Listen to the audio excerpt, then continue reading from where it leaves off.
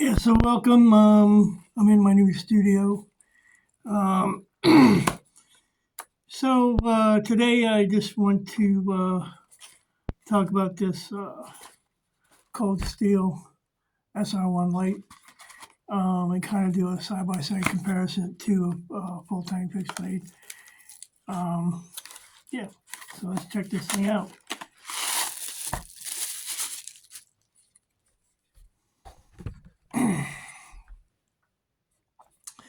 So this one right here, it's well, let's go into some of the features on this one. It's got a 4-inch blade, so it's comparable, I guess, to a medium-sized full tang knife, fixed blade. Overall length is 9 3/8. It's got 8 CR1 for MOV steel. The weight on it's about 6.9 ounces. It's got a Gripex grip handle, and the blade thickness on this is about 4.8 millimeters. This knife, Cold Steel, has come up with this triad locking system. So it's a back locking system. It's a big knife for a folding knife. Yeah. So let's see. I guess you would consider this a clip point or a drop point. It looks kind of like a Bowie knife design almost. It's a big knife. You got a lot of room here in the handle. I got about a medium-sized hand, so you still got some room if you got bigger hands. And a really sharp blade. And you got your thumb studs on both sides. The pocket clip on this is reversible, so which I like that. It's a beefier pocket clip, and it feels good in the hand. And then I got a fixed blade knife, full tang. So let's, size wise, this is a big knife, for a folding knife. It's an option to carrying a fixed blade for portability, and just stash it somewhere in your EDC or go bag. It's this knife is manufactured in Taiwan, which I don't really have a problem with because it's just, from all the research I've been doing with a lot of these knives, with a lot of these new steels, there are some competitors out there for producing some really good knives, some good steel. Me personally, I'm kind of old school. I'd like to stick with like a 1095 carbon steel or 1080 carbon steel, just for durability. Not saying that some of the other steels aren't good. They're not not gonna hold up. Obviously with the new steels or stainless steels are the ones that have coatings on them, for anti-corrosion coating and stuff like that. That they'd hold. They're not going to corrode. They're not going to, you're not going to run into rust or problems like that with the knives, with the newer steels as much. Although the downside of that is you're probably going to have to wind up sharpening these a lot more than compared to a 1095 carbon steel. It's a tougher steel. Once you put an edge on it, it's going to hold that edge a lot longer, in my opinion. To some of these knives. I'm not going to say, some of these knives won't hold an edge longer. It just depends on how much you use them. What you're putting them through.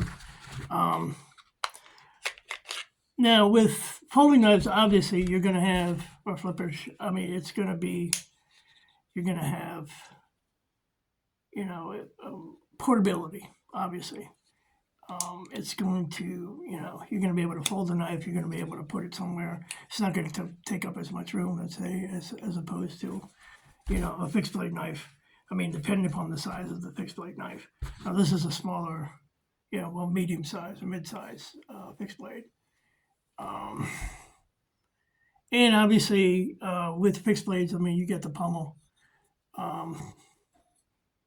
If you got to do some work with the pommel, like pounding in steaks or something like that. I mean, I'm not going to take this and, use it to pound steaks or whatever.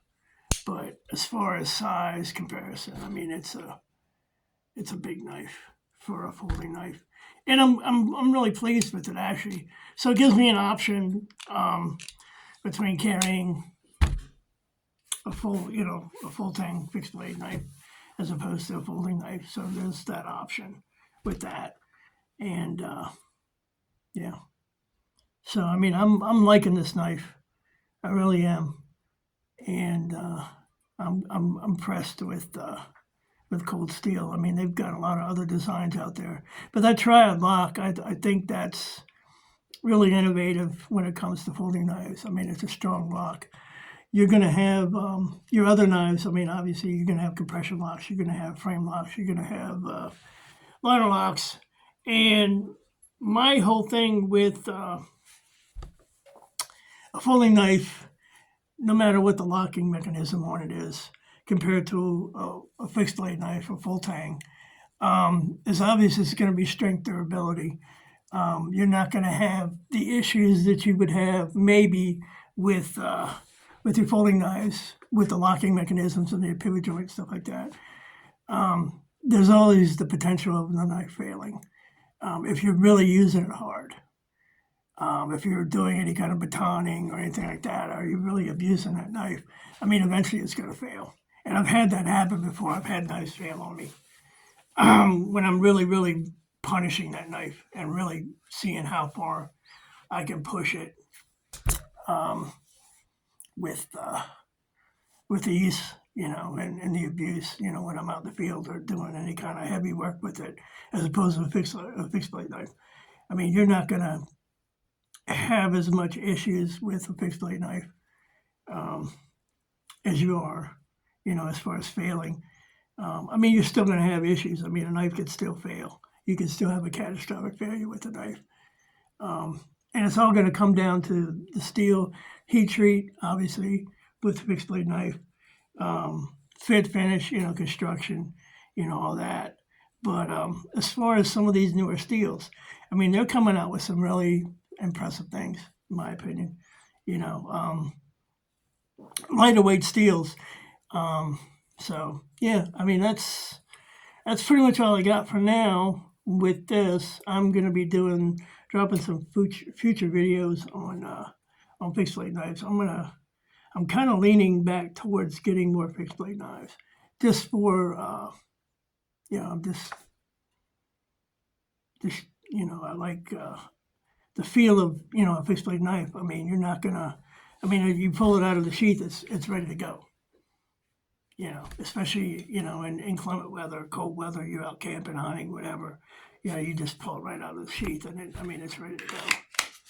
So and I'm going to be doing some future videos on the triad locking system. I'm not fond of the tech locks. So there's future videos on that. So I mean, that's pretty much all I got right now.